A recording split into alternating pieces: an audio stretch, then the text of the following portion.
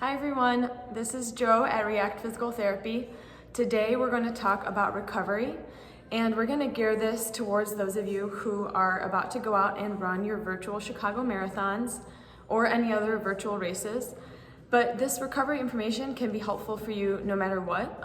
Anytime you're running a race, virtual or real.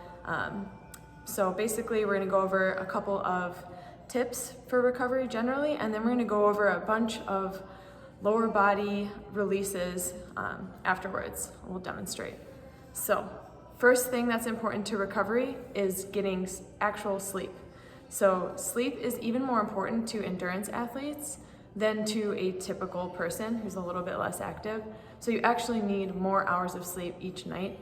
So don't be afraid to prioritize that, especially when you're leading up to a big event like a marathon, and then again afterwards, because sometimes doing something so long or so intense as a race or a marathon can actually compromise your immune system a little bit. So you want to make sure you're getting enough sleep before and after. Number 2 is nutrition.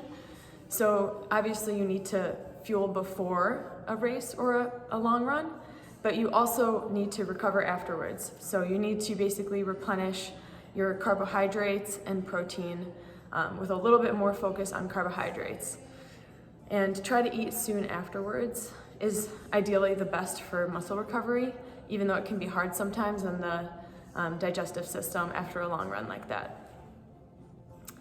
The last part that we'll talk about here is active recovery.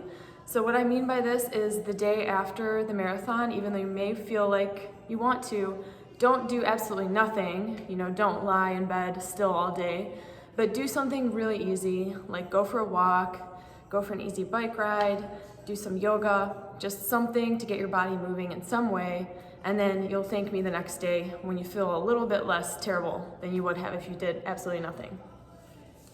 All right, we're gonna get to doing some active releases. So basically the point of these active releases, when you're really sore after you've run, this can kind of lower the pain threshold or improve the pain threshold, kind of make you feel a little bit better in those muscles. And also by adding an active component, we're not just kind of massaging on the foam roller, but we're actively moving the muscle too. That allows more blood flow to increase to the area since you're actually pumping that muscle too. Okay, we're gonna get started here. 2 tools I'm gonna use are a lacrosse ball and a foam roller. So we will start with a low back release. So I'm going for the muscles along the side of my spine here. I'm never going to go right on the bones of my spine, but if I come just an inch or so off the side and I feel that ridge of muscle there, that's where I'm gonna put the ball. I'm gonna start at the bottom of my back, just above the hip bone. Again, never on the bone. So the position for this one, I'm going to be lying on my back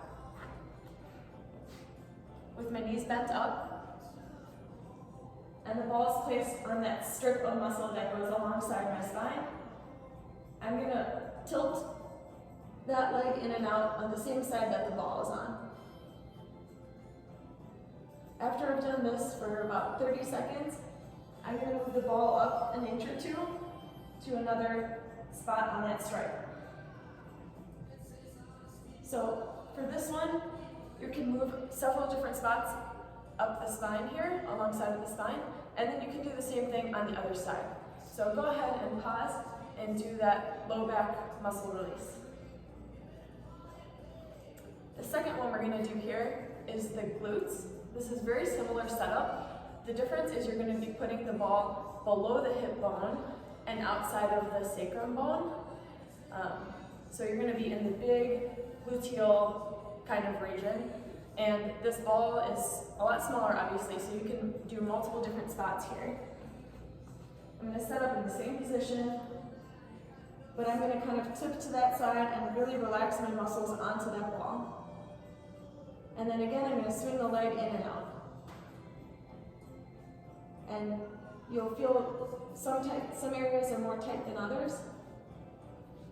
There are actually multiple different muscles in this region, so you can mess around until you find the spots that feel more effective to you. You can go ahead and pause here and do the glute release. Since I have the lacrosse ball with me, we're going to keep going with ones that use the lacrosse ball. We're going to do hip flexors. So 2 parts here, we're going to get iliacus and psoas. To get the iliacus muscle, you want to find the hard hip bones here right in front, and we're going to aim the ball just inside of that, not on the bone, but just inside. And this time we're going to go face down, placing the ball there against the floor, sinking onto it by relaxing the abs, and then I like to actually hike the opposite leg up, rest on the forearms, and the motion you're going to do is with a bent knee, swing that leg side to side. And you should feel this kind of just inside of that hip bone.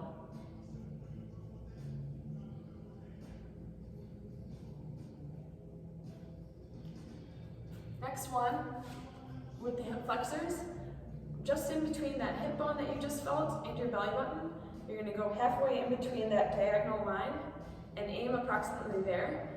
We're going to aim for the psoas muscle, which is actually a really deep muscle that's going to be almost towards your back. So this one, it's really important to be on a hard surface and let that sink all the way, let your abs relax and sink onto the ball. It's the same exact position as the last one, and if you don't feel like it's effective enough, you can place something like a book under the ball to make it a little bit taller. Same motion here for the psoas muscle. And for this one, you can move the ball a little bit lower down. This ball connects down at the top of your thigh bone. So go ahead and pause here and do the psoas.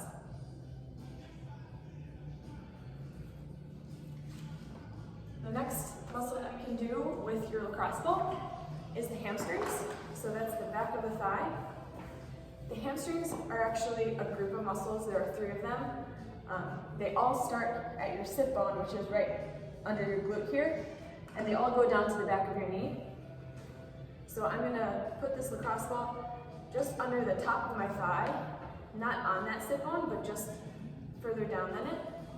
And what I'm going to do is sink weight onto there, find a sore spot, and kick my leg back and forth.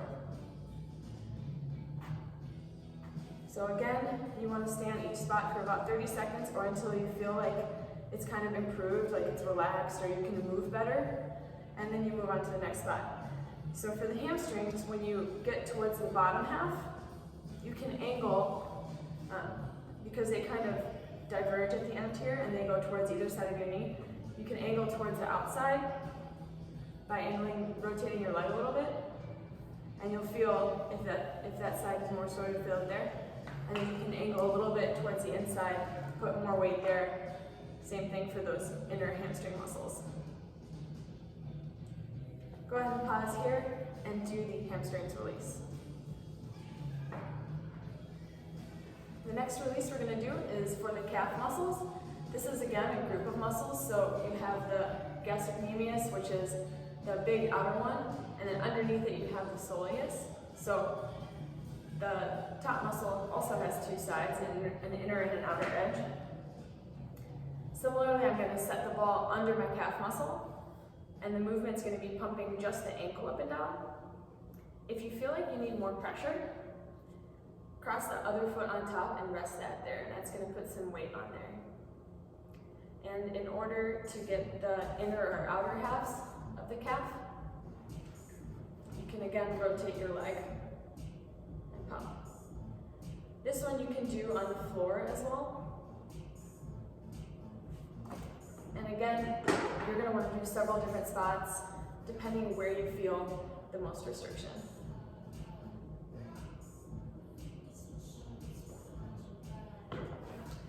So this one I'm adding in here because sometimes with a longer run, like a marathon, we get random muscles that we didn't even know were there being sore. One of those is the front of the shin here, tibialis anterior muscle. So the shin bone is right here. Off to the side of it a little bit, you feel kind of muscly, more squishy area. That's where we're going to aim for the ball. I'm going to rest the ball on a surface. And what I'm going to do is place that muscle, not the shin bone, but the muscle on top of there, while I'm kind of just resting with my arms and pump the ankle. This is a really tough muscle to stretch. So this is actually a really good way to loosen it up if you feel tight or restricted there.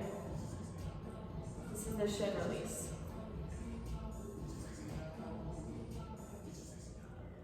This next one is helpful if you're having foot or arch pain. We're going to do a arch kind of massage or release. So you're going to put the ball right under your foot like this, and you can actually kind of pin a spot and scrunch your toes up and down for those little muscles in the bottom of your foot. For this one, sometimes even better is a little golf ball. So that's a shin or arch release. Okay. The next releases we're going to use the foam roller.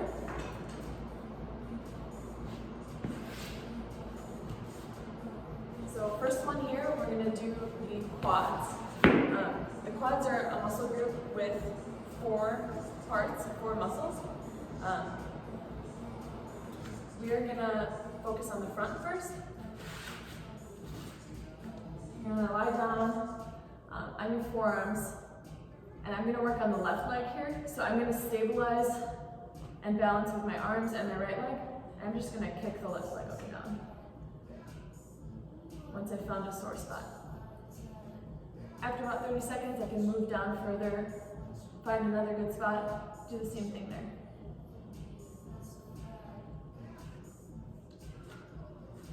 You can also angle a little bit towards that inside muscle, which will be more towards the knee, to get the inner part of the quads. Same motion.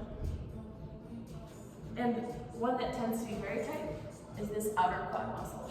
So we're not going to go directly on the side and just roll over the IT band, and we're not going to go directly in the front, but we're going to go right in between to get that outer side of the quad.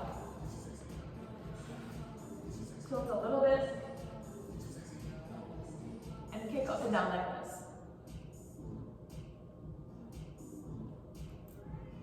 And then continue with several spots here. This is the quad release.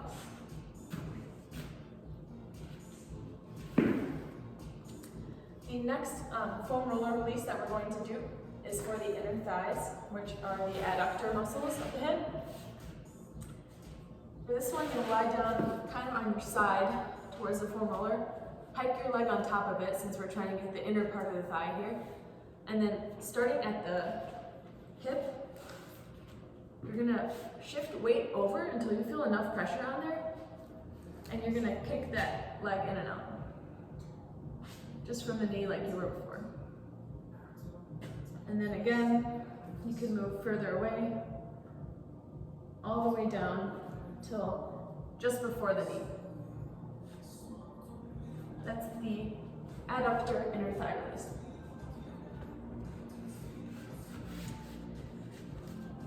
Okay, we're going to do one more. This is actually not technically a muscle release, but it's a nice kind of back spine mobility exercise that feels good for recovery.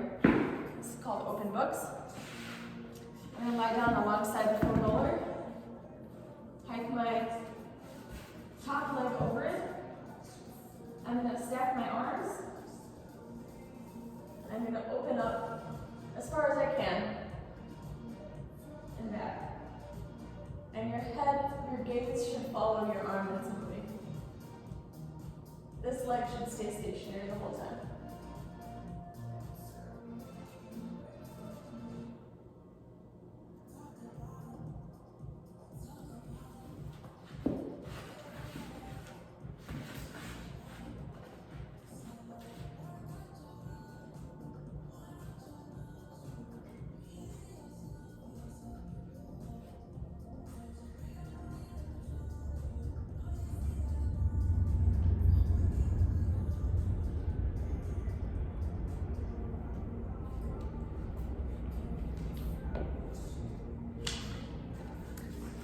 To recap what we've talked about today, One is you actually do need more sleep than you would think, so prioritize sleep.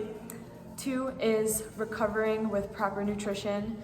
Eating enough after you've competed is important. 3 is active recovery, so get out and do something easy that just gets you moving. And 4 is that you can use any of these active releases. This can be part of your active recovery actually. And if you need help with any of these, if you go to the React Physical Therapy YouTube page under lower body releases, almost all of these and maybe a couple more will be under there. So if you need extra help or explanation, those are there as a resource. And lastly, good luck to all of you running the Chicago Virtual Marathon, and take care of yourselves. Thank you.